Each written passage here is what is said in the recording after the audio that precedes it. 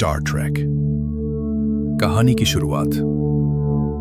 की शुरुआत एक अंतरिक्ष घटना से होती है, जहां एक विशाल रोम्यूलन जहाज यूएसएस केल्विन पर हमला करता है।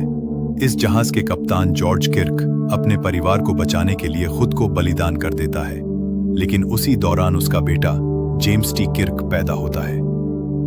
इसके बाद कहानी दो मुख्य किरदारों पर केंद्रित होती है, जेम्स टी किर्क और स्पॉक।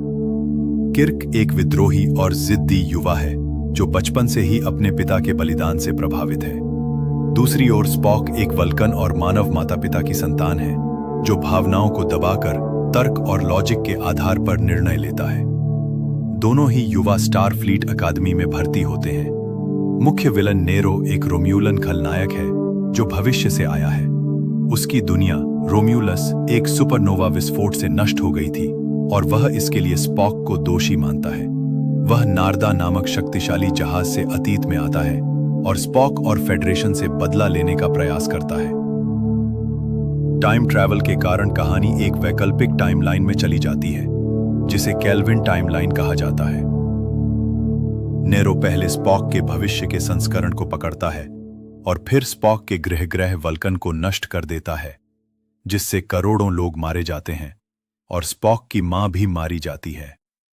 किर्क और स्पॉक की आपसी टकराव और विरोध शुरू में फिल्म को भावनात्मक गहराई देता है, लेकिन जब उन्हें समझ आता है कि नेरो का खतरा पूरी आकाशगंगा के लिए है, तो वे अपने मतभेद भुलाकर साथ मिलकर लड़ते हैं।